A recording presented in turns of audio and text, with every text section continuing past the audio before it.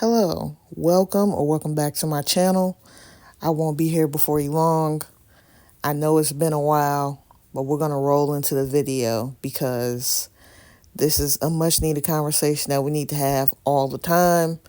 I know it seems repetitive, but I feel like it's not always sinking in and it's not always clicking.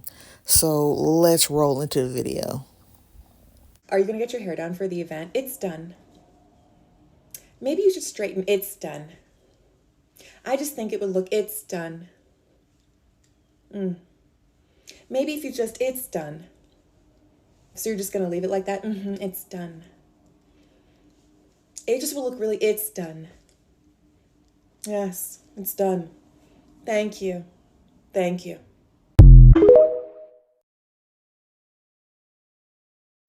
Okay, so now that has set the tone, I do have a little small story time, then we're going to go into the next video. I'm at work, and randomly, because this was not a topic of discussion, but randomly my coworker suggested that I go to one of her beauticians to do my hair. I think she was asking, I know a braider, yada, yada, yada. We started talking about it, and I was telling her, these braiders don't know how to do natural hair. They just don't. They don't know how to take care of it. They don't know how to nurture it. They don't know how to do it. And she was like, well, my hair is natural. And in my mind, I'm thinking, sure, but I've never seen it. So I'm almost positive you probably don't even know how to properly take care of it. But I didn't say it out loud because, whatever. Typically, I notice when people never actually show their natural hair, it is chewed up because they can never properly take it. They don't take the time to. They never take the time to. So it always looks bad. But I was just to this day, I was wondering, what is that supposed to mean? Like, no, I never get weave. I never even get braids. I don't want to fool with these beauticians slash hairstylists. Like, I don't want to fool with them for real. So I just never attempted.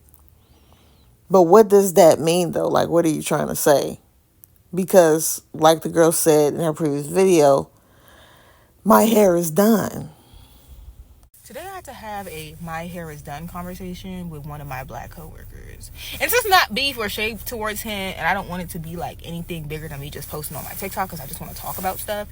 Because he understood and he just like was messing with me because we do that. But something I don't like is black people collectively having this idea in their head that like our hair is unprofessional if it's not slick back, laid to the gods, baby hair slayed, not a hair out of place. Our hair grows like this out of our scalps. Nobody made me feel bad about my hair today at work.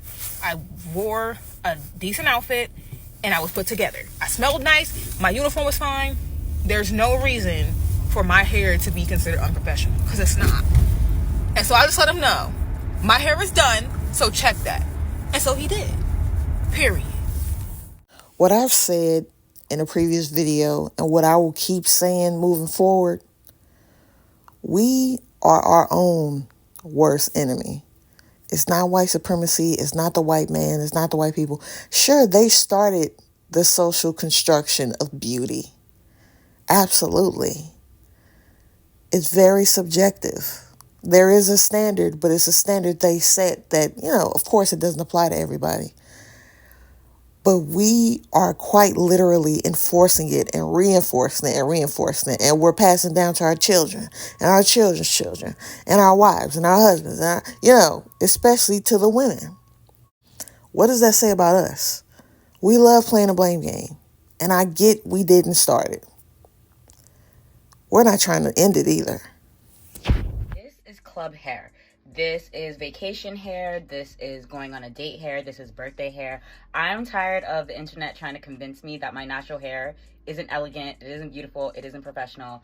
I'm going to the club tonight and I'm going to force myself to feel beautiful because I am beautiful and my hair is beautiful and I know that. So I'm going to feel that. And just looking at that TikTok, we quite literally, individually, have to do that positive self-talk to ourselves because no one else is going to do it. No one else reinforced this because our grandmothers and mothers are too busy saying our hair is too nappy. One thing I realized since going natural is black hair is manageable. Black hair is easy to do. We just want our hair to do things that it's not supposed to do. It's never gonna slick all the way down. It's always gonna frizz back up because that's just how our hair is. Especially if you have 4C hair or just thick ass hair, it's just not going to do what you see other people's hair do. Black people always feel like our hair gotta be done. It's just done. This is my bed head, and I just put it in one. I put some edge control on, but I'm working on just not wearing edge control, period. But this is the stage where I'm at, okay? Slicked or unslicked, I know that in an hour or two in this Florida heat, these are gonna be gone, but that's okay because it's my natural hair state. What I noticed as I got older and started to really look into, a lot of the women I see, women and girls I see who never have their natural hair out for long periods of time and just have to have something on them, whether it's a braid or a twist or a weave or a wig, and they cannot be at peace with just the way their natural hair looks in its natural state. That is a sickness. And it may sound kind of extreme, but it's like you have to look into the fact that why don't you like the way you look? Why does it make you feel so uncomfortable? Because that's what I see in people's faces. That's really what it is when I see them come on the internet, mainly TikTok, and start to talk about how they just don't feel right and it don't look right and all this jargon. This is the hair that grows out of your head. Because what you want to say is you think it looks ugly. Why do you think that? That's something you need to unpack by yourself and not just something overnight or like it needs to be, it could take years, but you have to start somewhere. And that's where I get sad because why don't you like the way you look? So you know how black women are underrepresented? I'm at the point now where unless she's wearing her natural hair, I do not feel represented by her. You're not representing me. You're not representing our beauty. You're not emulating your own beauty.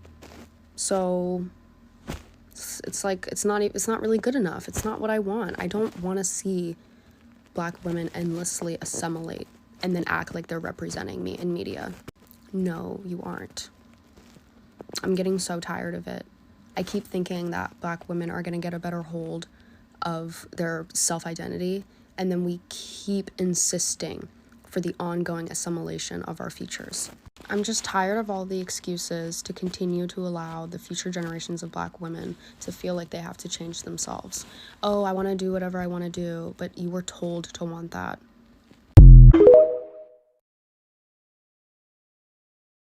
I know the previous TikTok seemed extreme and will probably offend a lot of people, but I agree with her. And I understand where she's coming from, and I understand her frustration. Because we do come up with a lot of excuses. Well, in the workplace, well, I gotta, and if we don't, and then understandable.